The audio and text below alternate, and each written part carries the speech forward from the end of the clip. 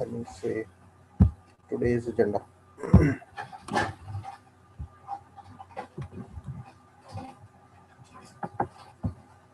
अगली slide कैसे होंगे?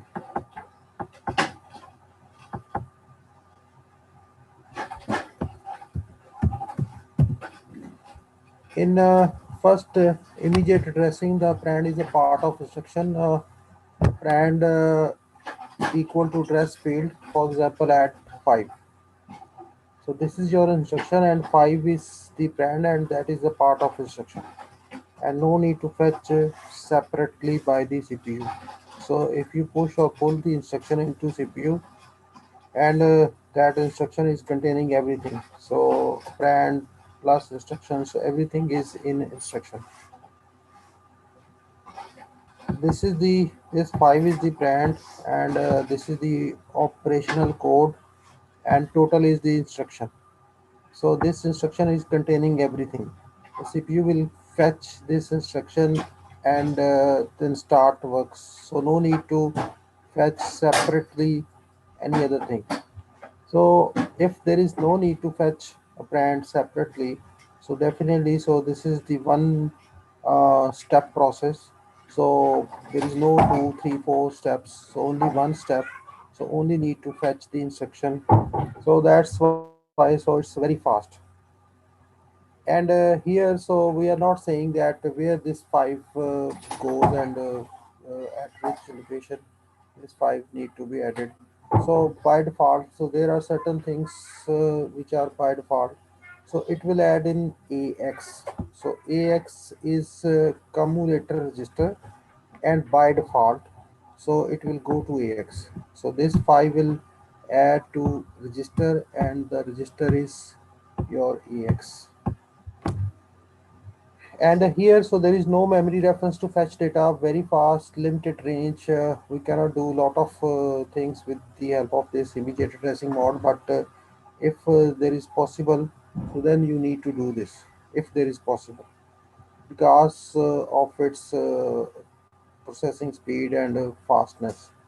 If it is possible, so then we should go for this immediate mode.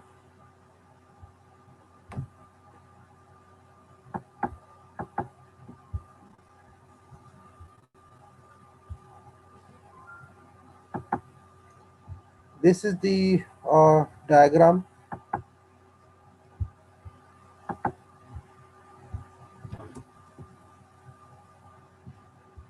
This is the diagram.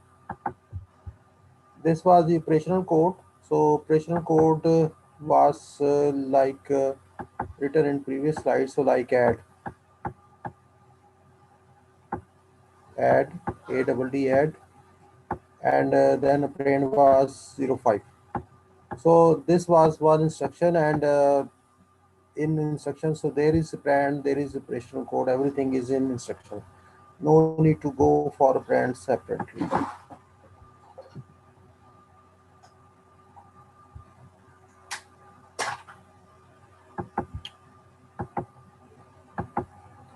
Then the second one is the direct addressing mode. In address field contains address of a brand. Effective address is address field. For example, add A. So A is not the contents or brand, but this is the address of location where a brand is located. So we will come back. First, we need to see the diagram. So in main memory, there is a brand. So like if I say that 5 is located over here like this, 5 is over here, and this 5 is your brand. And in instruction, so you don't say 5, so you write the address of 5, and the 5 is in memory. And in CPU, this instruction will be loaded, and then in instructions, so there is no brand but the address of brand is in memory. So here there is two steps involved. So if you say add a, so where you say add a, so over here. So if this is the section, so if you say add a is not the final brand. So A is the address of brand which is in main memory. So first you will push the instruction into CPU and the CPU will decode this instruction and will find that there is A and A is not the brand and A is actually the address of brand and brand is in main memory. So the CPU have to get that brand separately. So first we'll load the instruction, we'll decode the instruction, we'll know that where is the brand and then in second step we'll get the brand from main memory. So apparently so there are two steps: instruction loading, operand loading.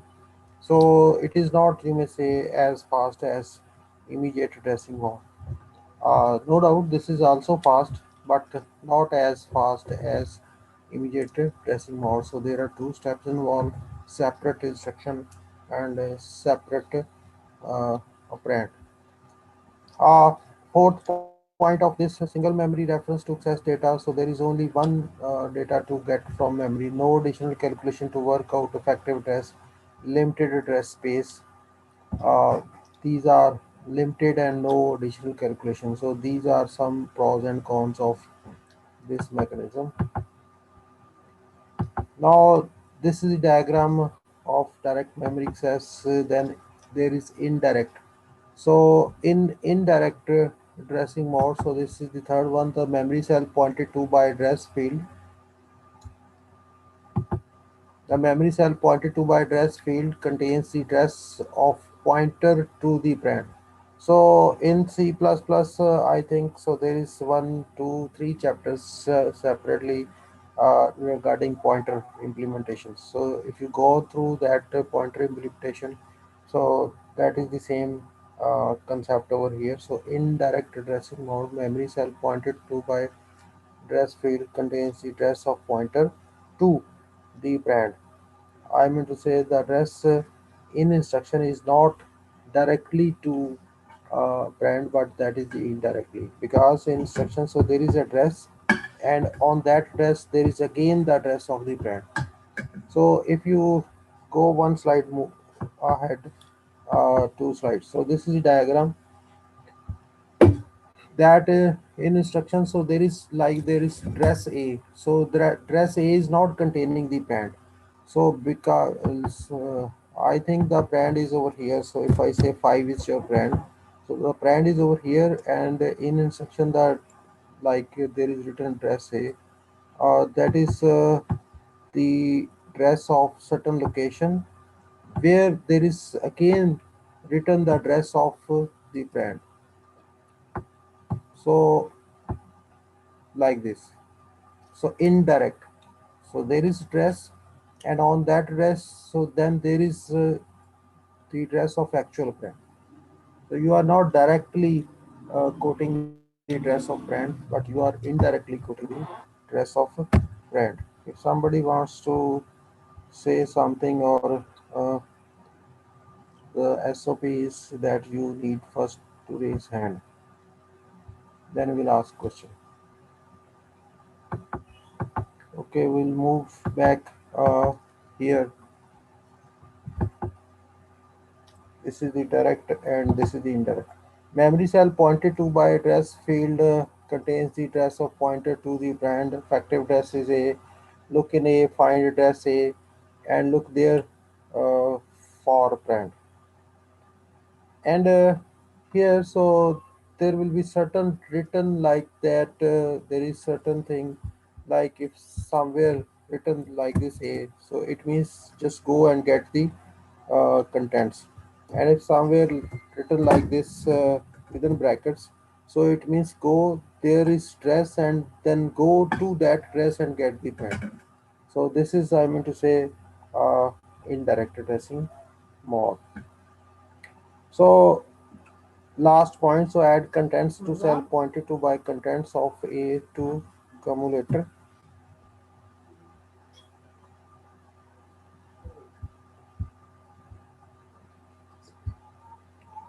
Large address space, second where n is word length, may be nested, multi-level cascaded.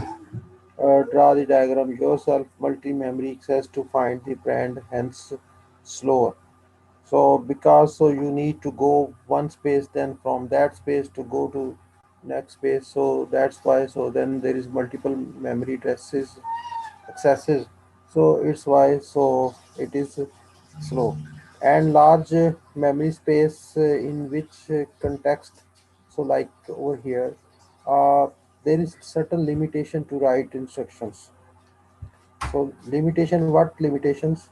Uh, like there is a certain space length, like this is the space to write something.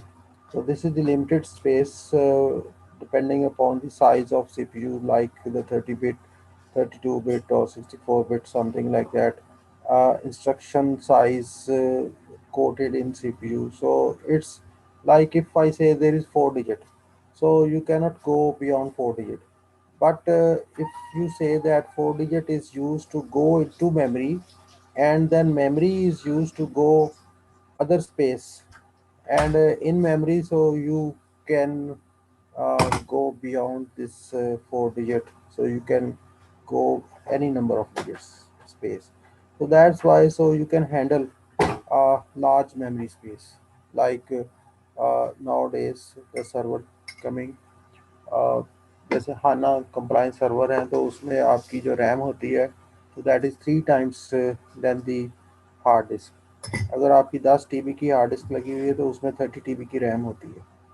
तो 30 TB की RAM को access करने के लिए how much digit instruction is required, so that is huge size not possible. So then indirect tracing mode will be used. आप instruction में छोटे छोटे डिजिट्स लिखोगे और वो छोटे छोटे डिजिट्स मेमोरी को एलोकेट करेंगे, और मेमोरी में आप बड़ी स्पेस को हैंडल कर लोगे। आप छोटी को करोगे स्पेस को हैंडल, और आगे जो छोटी स्पेस है वो बड़ी स्पेस को हैंडल करेगी। इसको हम कुछ इस तरह से कह सकते हैं कि आप इतनी स्पेस को हैंडल करोगे, और फिर ये आगे ये स्पेस है, और इसके आगे फिर ये स्पेस है, इस तरह से। तो कुछ ऐसे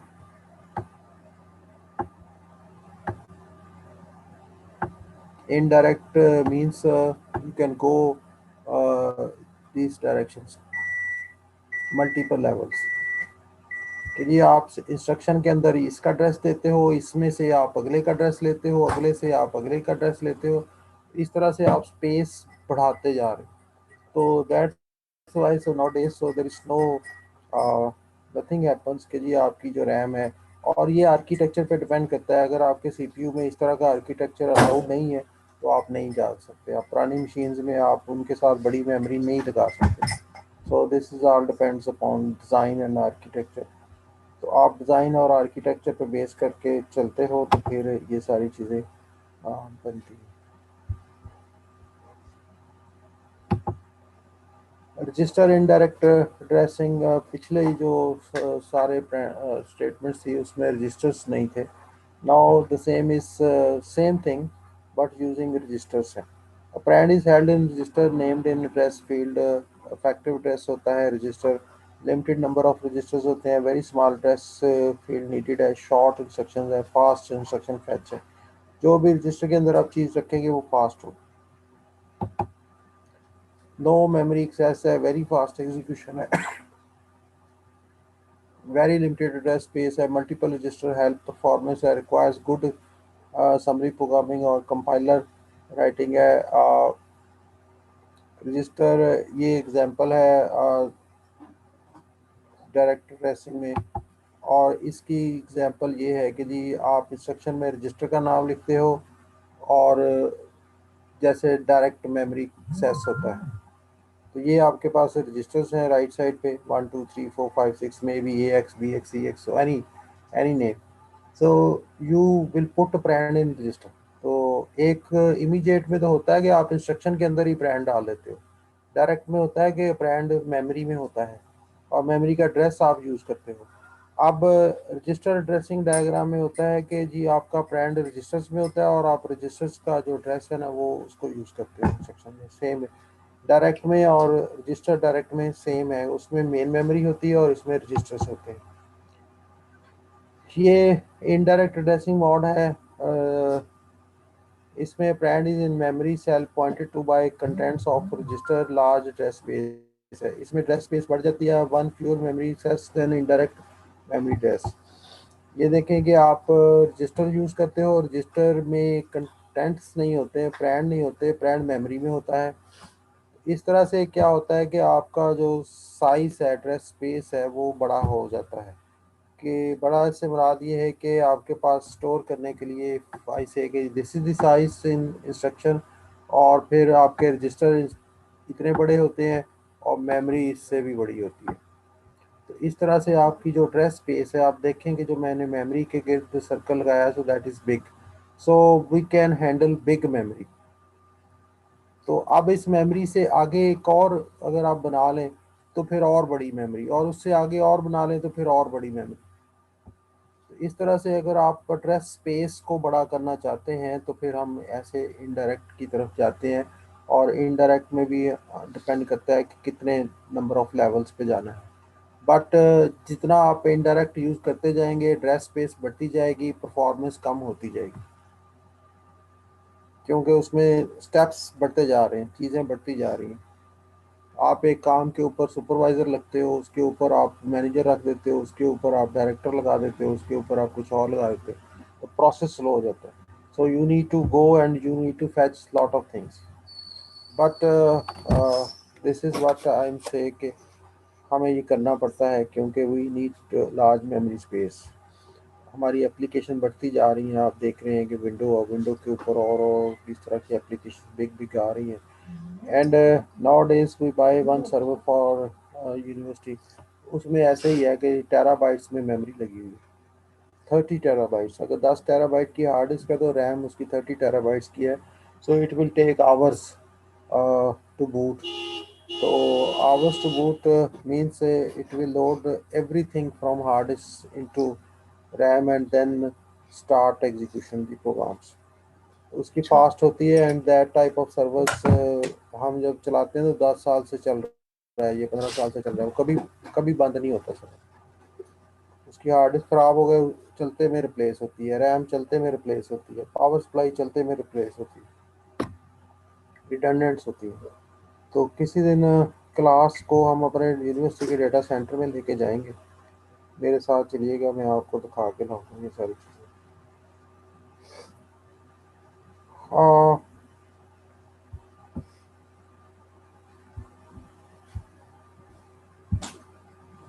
Then displacement addressing, address field hold two values. One is base value and other is register that holds displacement or vice versa. So this is another mechanism that displacement addressing. So there are two uh, address fields, two things। जैसे मैं आपको कह दूं कि जी आपका phone number है, तो उसमें दो चीज़ें होती हैं, एक होता है नेटवर्क एड्रेस और दूसरा उसमें नोड एड्रेस होता है। 0300 है और आगे 7 डिजिट का नोड एड्रेस है। 0300 विल से समथिंग, ये कौन सा नेटवर्क है, ये मोबाइल लिंक है, ये भारत है, ये कुछ और है। सो इस वाले नेटवर्क में ये वाली चीज़, इस वाले network, so something like that, कि इसमें डिस्प्लेसमेंट में दो चीज़ें होती हैं, एक बेस एड्रेस होता है और एक effective dress होता है। So like this in instruction, so there is two parts। एक पार्ट आपका ये है और दूसरा पार्ट आपका ये है। जैसे मैं दोबारा एग्जांपल दूं कि जी आप पहला जो पार्ट है, इसमें आप फॉर एग्जांपल कि जी यहाँ पे अगर मैं लिख दूं 300 लिख दूं, 0300 लिख दूं, और यहाँ पे मैं सीधा ही लिख दूं 66000123, तो ये ड्रेस है। अब क्या होगा कि ये जो हम रजिस्टर यहाँ पे लिखते हैं इस जगह पे, यहाँ पे एड्रेस, ये this is the address of register and that is containing the base address, so which is 300।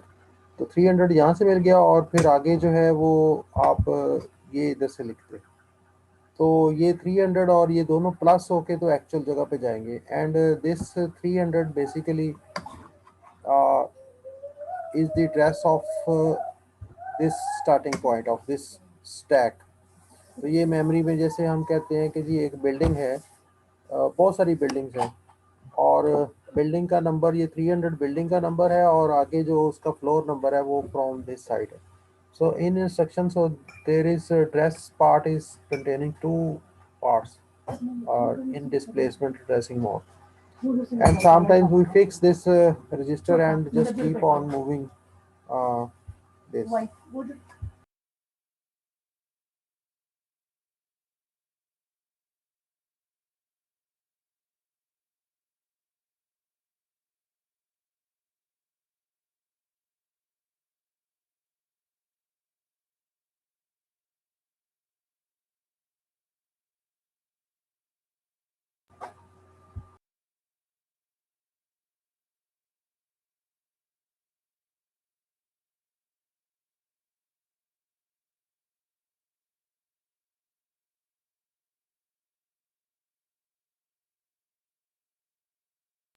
Okay.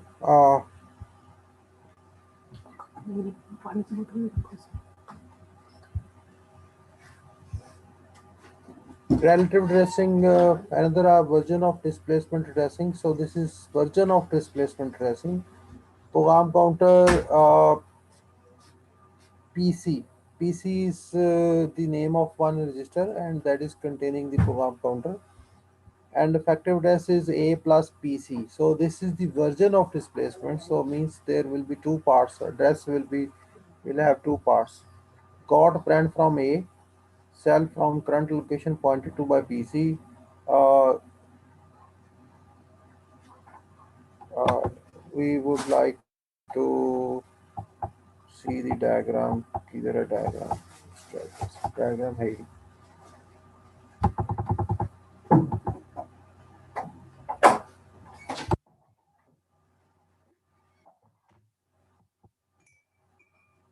अच्छा जी, कम्बिनेशंस है, पोस्ट इंडेक्स है, this is the pre index है, देन ड्रा द डायग्राम्स है, आप खुद बना सकते हैं. Brand is implicit on top of stack. Pop top two items from stack and add.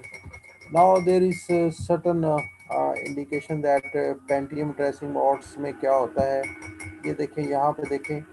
आ, ये इमीडिएट पेंटियम कंप्यूटर जो है, पेंटियम 1, पेंटियम 2, पेंटियम 3, पेंटियम 4, अभी तक जो है ना वो पेंटियम का वर्जन आ रहे हैं. फिर i3, i5, i7.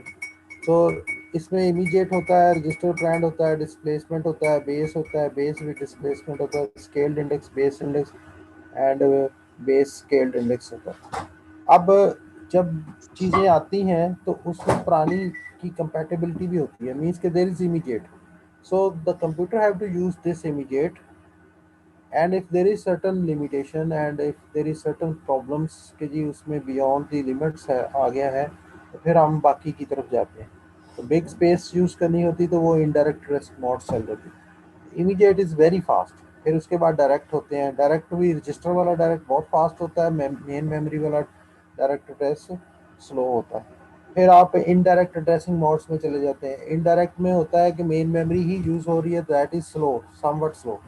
फिर आप कम्बिनेशन यूज़ कर लेते हैं कि जी कुछ पार्ट रजिस्टर हैंडल करेगा, बाकी मेन मेमोरी यूज़ करेगी, क्योंकि आपने इनडायरेक्ट में जाना है. तो रजिस्टर वाला पार्ट जो है ये फास्ट होता है, मेन मेमोरी स्लो होती है, हार्ड डिस्क और स्लो होती है.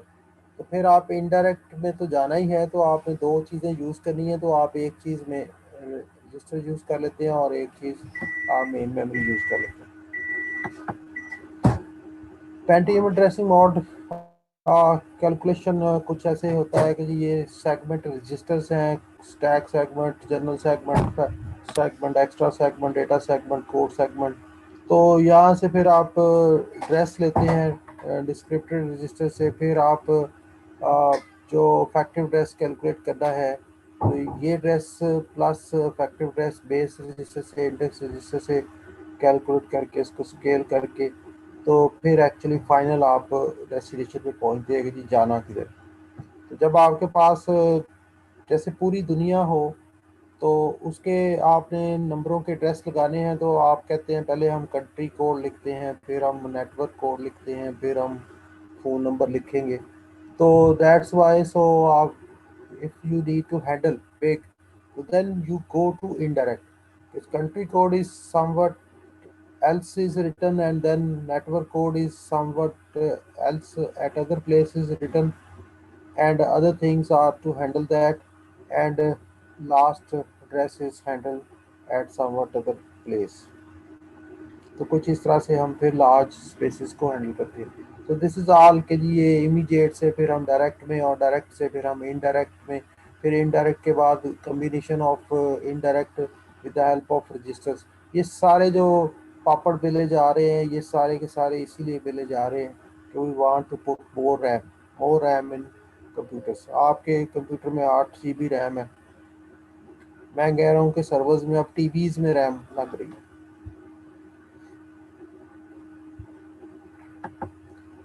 ये पावर पीसी है, जैसे इंटेल के पीसीज होते हैं ऐसे पावर पीसीज होते हैं. Just for information, being student of computer science, you must know कि कितनी तरह के पीसीज आ रहे हैं और उसका मोटा मोटा आर्किटेक्चर क्या है. तो इसको रट्टा पॉइंट ऑफ व्यू से आपने देखना है कि जी एक्चुअली यू मस्ट नो कि जी आपको एटलीस्ट ऐसे पता होना चाहिए कि जी एक पावर पीसी है, एक इंटेल वाला पीसी आ रहा है, उसके आर्किटेक्चर में मोटा मोटा क्या चेंज होता है. जैसे इनडायरेक्ट इसमें चल रहा है, इनडायरेक्ट इंडेक्स चल रहा है, ब्रांच बेसिस चल रहे हैं. तो इंस्ट्रक्शन फॉर्मेट्स कई तरह के हैं. ये आगे चलते हैं. एलोकेशन ऑफ दिस बस. अब थोड़ा सा हम प्रैक्टिकल साइड पे जाएंगे. जस्ट इधर गया.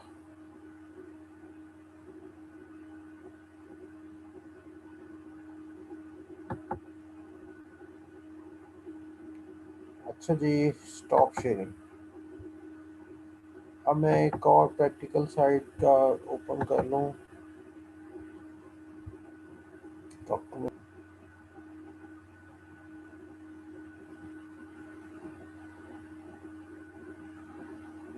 हेलो. जी जी सर. अच्छा जी, ये जो हमने ड्रेसिंग मोड्स का एक ग्लिम्स देखा, दैट वाज जर्नल.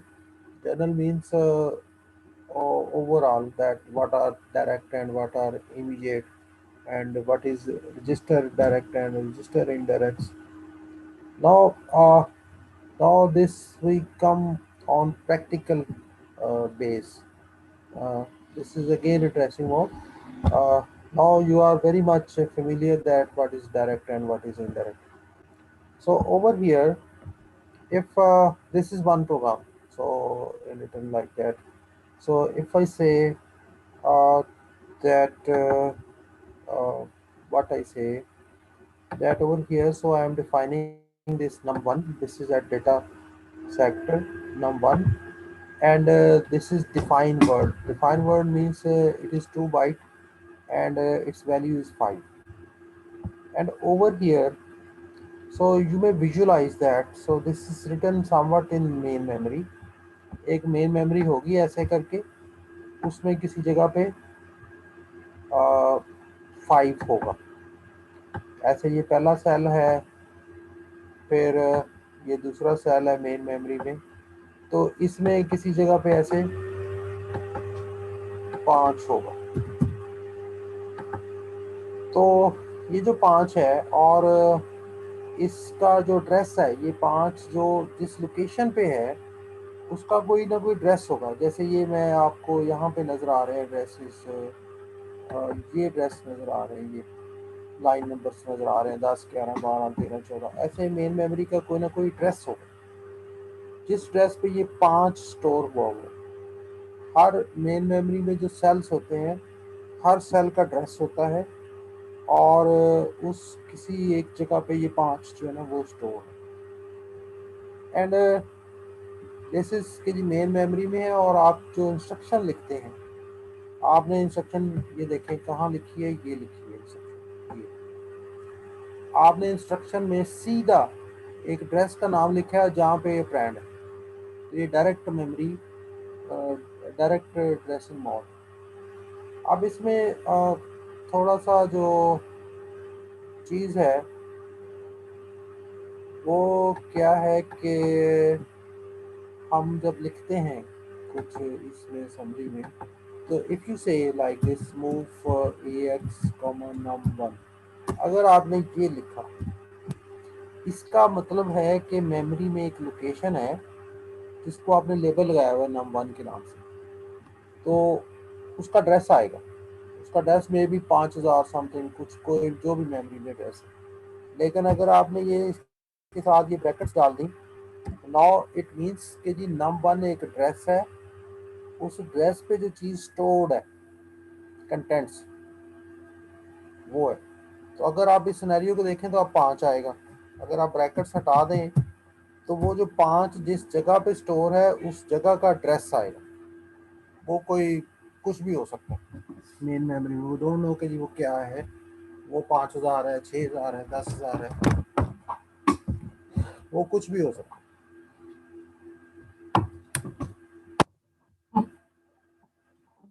तो लेकिन ये सारी जो सिनेरियो बन रहा है कि जी आपने एक इंस्ट्रक्शन लिखी है, like I am reading move A x comma location address, तो लोकेशन मेन मेमोरी की लोकेशन है, उसका एड्रेस है, उस पे ही कंटेंट्स हैं, तो ये डायरेक्ट ड्रेसिंग मोड है। अब मैं इस प्रोग्राम को थोड़ा सा एक्सप्लेन कर देता हूँ कि जी ये क्या हो रहा है। यहाँ पे पॉइंटर ले लूँ, स्पॉटलाइट पॉइंटर, ये देखिए मूव ए एक्स कॉमा num1 ब्रैकेट्स में है, तो इट मीन्स के नीचे जाके देखें num1 पे 5 पड़ा हुआ, तो ए एक्स में 5 चला जाएगा। ए एक्स आपका रजिस्टर है, ए एक्स में 5 मूव हो जाएगा। फिर हमने कहा जी बी एक्स में num2 चला जाए, तो num2 में 10 है, तो बी एक्स में 10 चला जाएगा। फिर हमने कहा जी ये दोनों ऐड हो जाएं, ए एक्स और बी एक्स, और आंसर पहले वाले में जाता है, तो 5 और 10 15, अब ए एक्स में 15 हो जाएगा, बी एक्स में आपके 10 ही है। फिर हमने कहा जी कि num3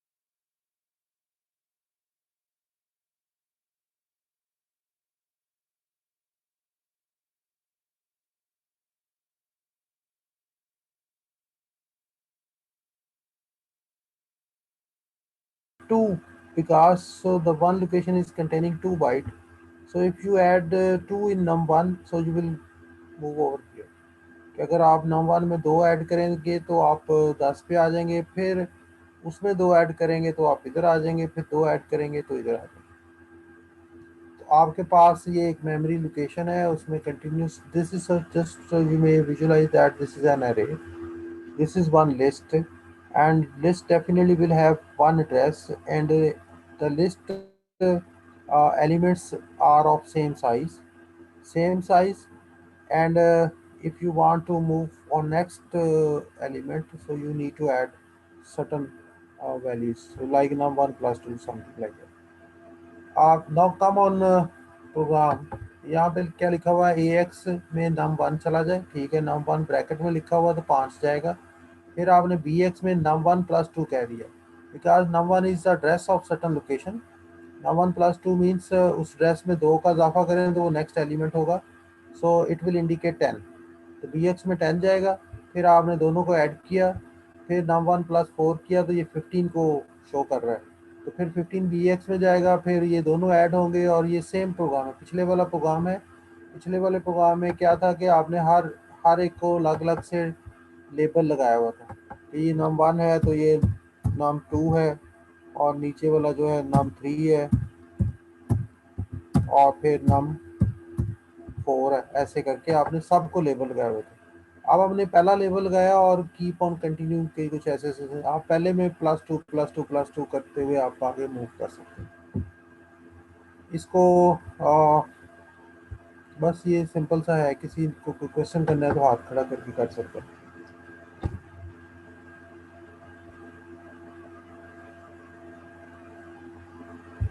चलते हैं जी, आगे चलते हैं।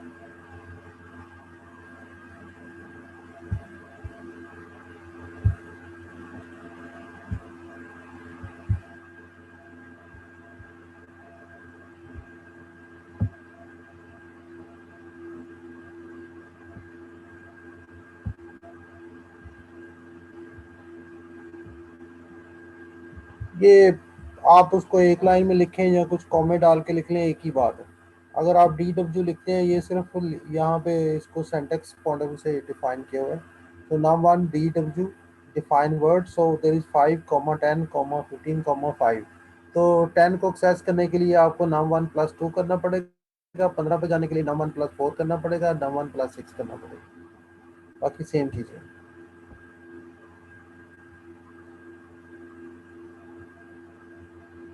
आप program to add 3 numbers directly in memory, तो ये 3 नंबर्स ऐड करने हैं, ये भी सेम चीज़ें हैं।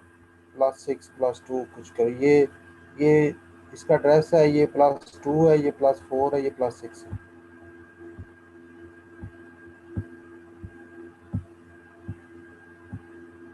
साइज मिसमैच एरर्स,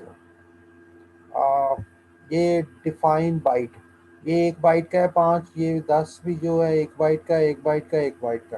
तो अब आपने 5 से 10 पे जाना है तो num1 +1 करेंगे, num1 +2, num1 +3, तो ये 1 1 बाइट के हैं।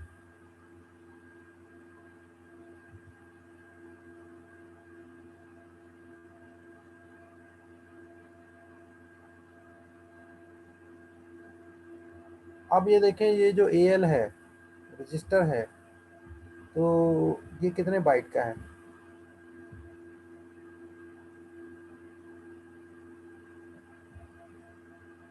16 बाइट का, 8 बाइट का।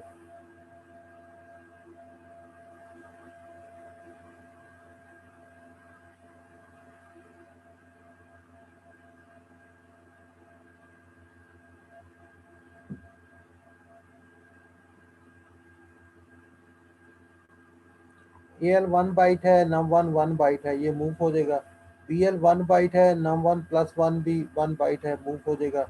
ये दोनों ऐड होंगे तो 10 और 15 ऐड होके तो ये 15 हो जाएंगे। फिर आप num1 +2 जो है ना 15 इसमें आ जाएगा, 15 और 15 ये 30 हो जाएगा। 30 के बाद अब आपका जो ये AL है, ये ये इसमें आ जाएगा, तो इसमें कोई भी साइज मिसमैच नहीं होगा, सेम साइज है।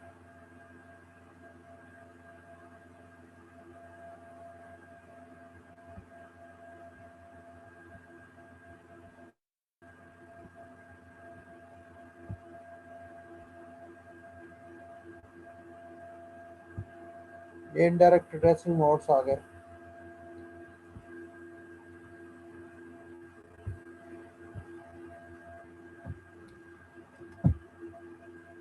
ये 5 10 15 0 ये मेमोरी में बने हुए हैं, और हम इनडायरेक्ट कैसे चलाते हैं कि मूव BX में एड्रेस गया है, एड्रेस num1 में क्या है, सो num1 की लोकेशन में 5 है, बट ये num1 basically it's a address of certain location.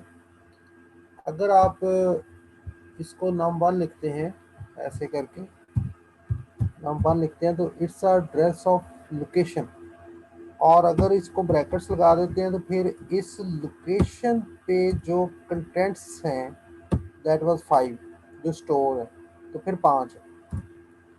अगर आप ऐसे लिखते हैं तो इट्स अ लोकेशन। तो अब हमने क्या किया है, इसको देखें, स्पॉटलाइट किधर है। So we are moving location in BX। फिर हमने कहा जी BX को आपने ब्रैकेट्स लगाई हैं, तो इट मीन्स कि इस लोकेशन पे जो चीज़ है वो 5 है। तो अब 5 इसमें गया AX में, फिर BX में आपने 2 ऐड किया, BX, ये this was the BX। Now दो ऐड करने का मतलब है कि ये पहले एक लोकेशन थी,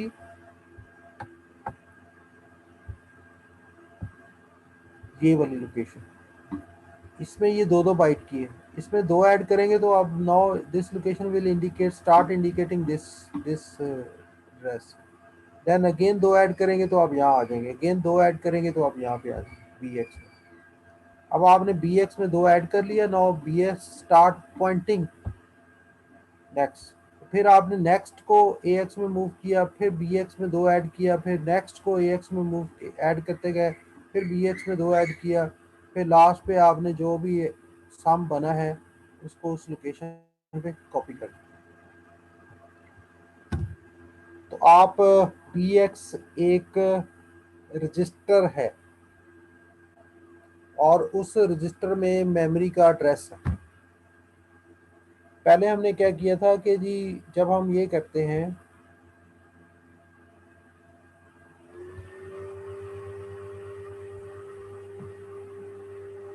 ये करते हैं तो this is direct, this is indirect, क्योंकि बी एक्स एक रजिस्टर है और रजिस्टर में जो एड्रेस पड़ा हुआ है जो कि बी एक्स में स्टोर किया है वो मेन मेमोरी का है। तो पहले आप रजिस्टर में गए, वहाँ से फिर आप मेन मेमोरी में गए, फिर वहाँ पे मेन मेमोरी में फिर आपने देखा कि जी हमें एड्रेस लेना है, यहाँ के कंटेंट्स लेने हैं, तो 5 लेना है, यहाँ के एड्रेस लेना है। तो इस तरह से नाउ दिस इज इनडायरेक्ट, ये इनडायरेक्ट हो गया। कोई बोलना चाह रहा है?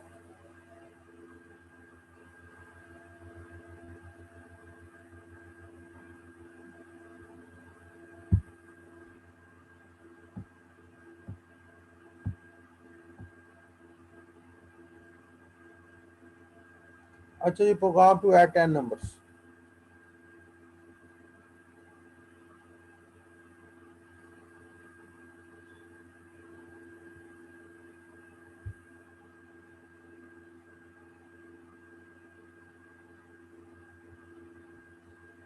अब प्रोग्राम टू ऐड 10 नंबर्स, इसमें ये जो ऊपर टैक्स लिखा हुआ है या नीचे लिखा हुआ टैक्स,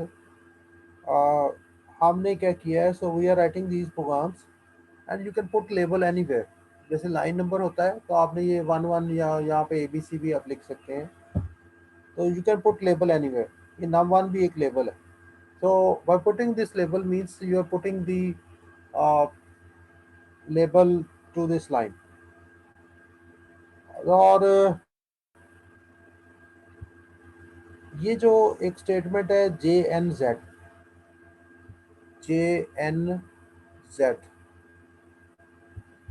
इसका मतलब है जंप नॉट जीरो,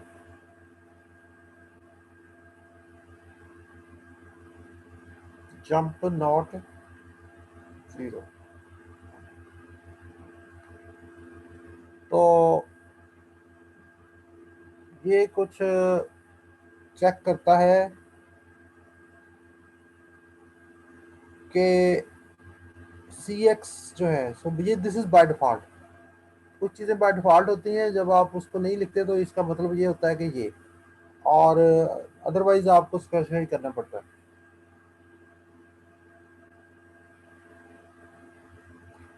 तो कुछ ऐसा होगा कि अगर आप सबट्रैक्ट की स्टेटमेंट लगाते हैं, सबट्रैक्ट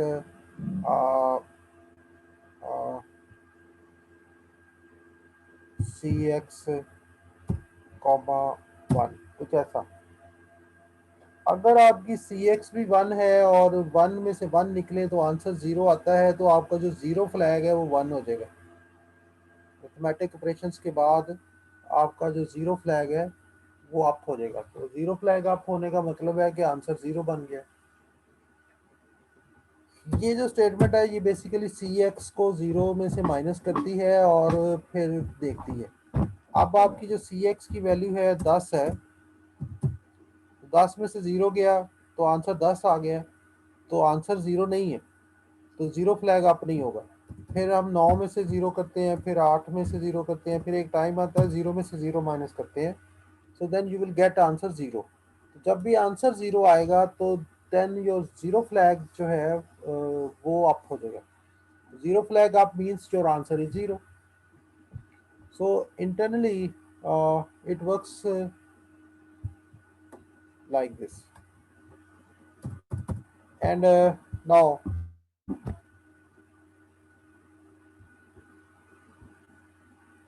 अब यहाँ पे क्या होता है कि अगर आप किसी चीज़ को ये जो जंप स्टेटमेंट है, ये जंप का मतलब है कि जंप इफ नॉट ज़ीरो। तो नॉट ज़ीरो कहाँ जंप करना है? वन वन पे। तो वन वन किधर है? यहाँ से ये जंप करेगा यहाँ पे, ठीक है ना? ये वन वन पे स्टेटमेंट्स है ना। तो फिर यहाँ पे देखें कि ये सी एक्स में से एक माइनस कर देगा। तो सी एक्स 9 था तो अब 8 हो गया। तो अगेन जंप नॉट ज़ीरो, 8 है, ज़ीरो नहीं है। फिर ये एक दफ़ा से जंप करेगा। अब ये 7 कर दिया था उसने, अब ये 6, फिर 4 5 3 2, इस तरह से। तो इट मीन्स कि आपने क्या करना है कि अगर आप एक लूप चलाना चाहते हैं 10 दफ़ा, तो आप सी एक्स में 10 डालें और ये जंप नॉट ज़ीरो और लेबल दे दें और सी एक्स को माइनस करते जाएं, सी एक्स को माइनस करते जाएं। अब ये देखें कि क्या हुआ है कि यहाँ से आपने ये सी एक्स में 10 डाला और फिर ये जो इतना पार्ट है,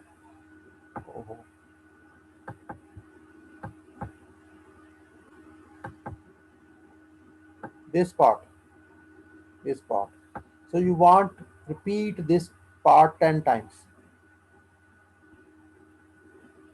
तो आप इसके अंदर ही बॉडी ऑफ द लूप में आपने सी एक्स को -1 करते जा रहे हैं। अगर आप ये -1 नहीं करेंगे तो सी एक्स 10 रहेगा, ज़ीरो होगा ही नहीं, तो ये वाला पोर्शन चली ही जाएगा। तो हमने यहाँ पे जो लूप लगाया है या जो चेक किया है, सो द लूप या जंप स्टेटमेंट, या सी में आपके पास गो टू स्टेटमेंट होती है। तो ये गो टू स्टेटमेंट हमें ये कहती है, ये जंप स्टेटमेंट हमें कहती है कि jump if not zero. If not zero means C X is not zero. तो ये इतना पोर्शन ऐसे रिपीट होगा, ऐसे ऐसे रिपीट होता है,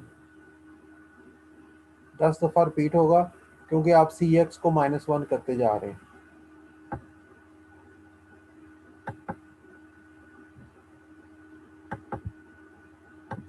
अब देखें कि इसमें क्या हो रहा है कि हम बी एक्स ए एक्स में बी एक्स गया, बी एक्स गया तो हमारा ये 10 गया, ये 10 गया। फिर आपने बी एक्स में 2 ऐड कर दिया। दो ऐड करने का मतलब है कि आप बी एक्स 20 को पॉइंट करना शुरू हो गया। फिर यहाँ से घुमा के आप वापस लेके आए हो, तो अब 20 ए एक्स में ऐड हो गया। फिर तीसरी दफ़ा 30 40 50 10 20 30 50, इस तरह से आपके सारे नंबर जो है ना वो ए एक्स में ऐड होते जा रहे हैं। ये घूमता जा रहा है और ए एक्स में ऐड होते जा रहे हैं। और लास्ट पे आपने जो फाइनल कैलकुलेशन बनी है ए एक्स में, उसको आपने टोटल में मूव कर दिया और प्रोग्राम स्टॉप कर दिया। ये 2 लाइनें प्रोग्राम को स्टॉप करने के लिए। कौन सी 2 लाइनें? ये 2 लाइनें। मैंने आपको सेमेस्टर के एंड तक इस काबिल बना देना है कि आप बड़े बड़े प्रोग्राम्स खोल के और उसमें बड़ी बड़ी चीज़ें कर सकोगे। बड़ी बड़ी चीज़ों से मुराद है कि आप एटलीस्ट जो कंपाइल्ड प्रोग्राम है, आप विंडो विंडो की जो कंपाइल्ड पैच आते हैं या दूसरी चीज़ें आती हैं, आप उनको लिख नहीं सकते। लेकिन इस तरह से जैसे ये असम्बली का कोड आपके सामने आया हुआ है, आप किसी भी एक्सिट प्रोग्राम को उस पर डिबगर पे खोलेंगे तो आपको ये स्टेटमेंट ही है, ये 15-20 स्टेटमेंट्स हैं, उनके कम्बिनेशन नज़र आएंगे। अब अगर आपके सामने ये 10-12 स्टेटमेंट्स नज़र आ जाएं, तो you are very much clearly seeing कि जी यहाँ पे जंप लगा हुआ है, ये ऐड हो रहा है, ये रजिस्टर में वैल्यू जा रही है, तो यू कैन ग्रैप्स के जी हो क्या रहा है। तो अब यहाँ पे जैसे जंप स्टेटमेंट लगा हुआ है, जैसे वहां पे होता है कि जी अगर पासवर्ड गलत लग गया है तो इधर जाना है, सही लग गया तो इधर जाना है, तो वहां पे जंप स्टेटमेंट लगी होती है कि जी इधर जाना है, इधर जाना है। आपने वो jump statement, jump not zero है तो जंप इफ ज़ीरो कर देना है उसको, या नॉट ज़ीरो है तो उसका लेबल चेंज कर देना है। तो थोड़ा बहुत चेंज करना है, लेकिन आपको थोड़ा बहुत चेंज करने के लिए प्रोग्राम की समझ आएगी तो चेंज करेंगे ना। तो आपने एक लाइन, एक लफ्ज, एक नुक्ता चेंज करना है और आपका काम हो जाना। तो ये जितने भी पायरेटेड सॉफ्टवेयर आते हैं वो असम्बली में उसको खोल के पायरेट करते हैं। जिसमें क्रैक बनाते हैं वो असम्बली में, आप जब खोलते हैं आपको हर चीज़ क्लियर क्लियर नज़र आ रही होती है, आप चुप करके उसमें से दो लाइनें बदल देते हैं। जैसे रेलगाड़ी का कांटा ही बदलना है ना, आपने खब्बे जा रही है सज्जे करनी है, तो आप सिर्फ एक बटन प्रेस करते हो, उसका मुंह उधर को मोड़ देते हो, तो वो आपका प्रोग्राम्स क्रैक हो जाते हैं। So that's why assembly language is very important for computer science students, very important. क्योंकि घूम घुमा के आपने हाई लेवल लैंग्वेज में, किसी भी लैंग्वेज में आपने प्रोग्राम्स लिखने होते हैं, कंपाइल करने होते हैं, तो वो किसी ने किए हों, वो आपको देखने हों, तो आप इसी में देख सकते हैं, इसी में चेंज कर सकते हैं थोड़ा बहुत। अगर हाई लेवल लैंग्वेज में कोई चीज़ नॉट अवेलेबल है तो then you can move directly right in assembly language. So that's why so it's very important subject.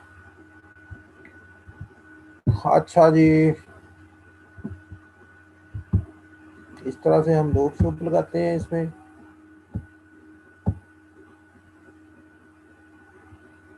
ये वही सारी जो चीज़ें मैंने बोली हैं ये वो लिखी है। ये register plus offset addressing आ गई है। ऑफ सेट एड्रेसिंग में वो डिस्प्लेसमेंट वाला जो चक्कर होता है कि एक तरफ फ़ोन नंबर है, एक तरफ नेटवर्क नंबर है, दूसरी तरफ मोबाइल नंबर है, एक तरफ कंट्री कोड है।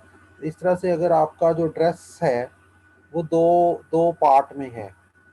अब आप देखें कि आपके पास जो एड्रेस है over here, so if you see कि जी आपका जो एड्रेस है, so this is part one, this is part two. तो आपका एड्रेस दो चीज़ों से बना है।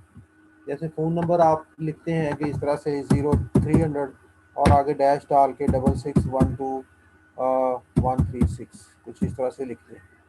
तो your number is in two parts, तो एक पार्ट कुछ कह रहा है, दूसरा पार्ट कुछ कह रहा है।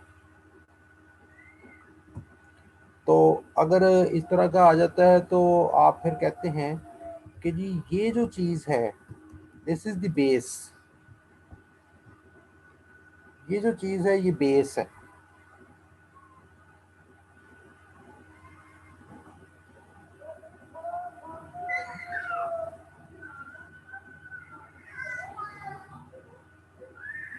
ये चीज़ बेस है और इसके आगे जो है वो डिस्प्लेसमेंट है। ये चीज़ एक नेटवर्क का बता रही है, उससे आगे उस नेटवर्क में वो कौन सी वाली लोकेशन है वो हमें वो इंडिकेट किया जा रहा है। So now this is the displacement addressing mode, offset addressing mode, register plus offset addressing mode, कुछ इस तरह के ये चीज़ें फिर आ जाती हैं, जिसमें आपका एड्रेस जो है ना दो हिस्सों में होता है।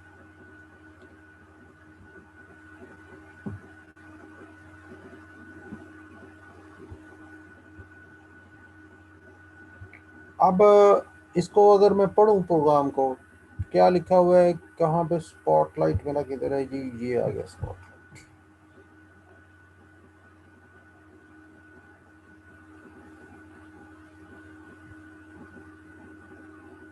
अच्छा जी, ये जो आप program to add 10 numbers using register plus offset addressing, same program है।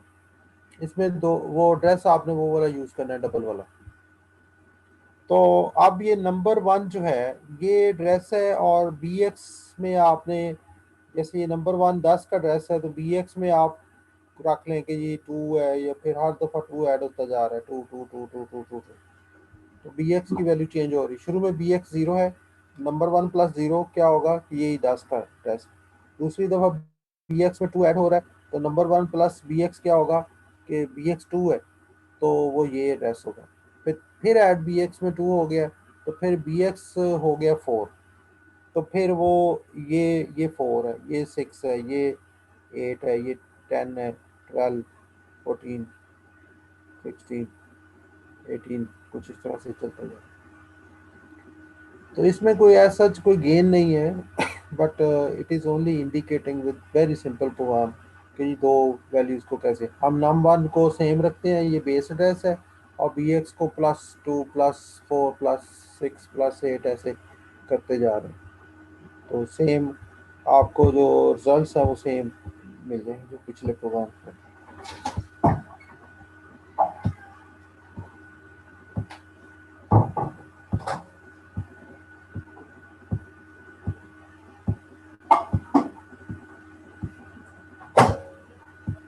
ये डायरेक्ट है, हमने पढ़ा है, बेस है, इंडेक्स है, बेस रजिस्टर है, बेस प्लस इंडेक्स है, बेस प्लस इंडेक्स ऑफसेट है, ये एक्सरसाइज है। अ, ये आपको मैंने दिए हुए हैं नोट्स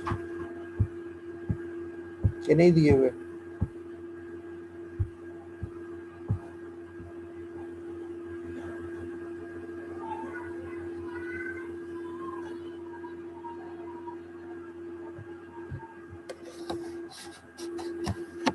ब्रांचिंग आ गया, ये हम अगली क्लास में देखेंगे। बट शुरू में मैं चाहता हूँ कि जी आपकी बेस थोड़ी सी बन जाए, अंडरस्टैंडिंग लेवल किसी जगह पे पहुँच जाए। That's why so our mode is that कि जी हम कुछ पढ़ेंगे और कुछ प्रैक्टिकल भी क्लास में ही करेंगे, और बाकी चीज़ें हम घर में करेंगे, होमवर्क करेंगे। And to perform practical in class, I would like के मैं आप आपके पास ये सारे हैं नोट्स, ये जो मैंने पढ़ाए हैं?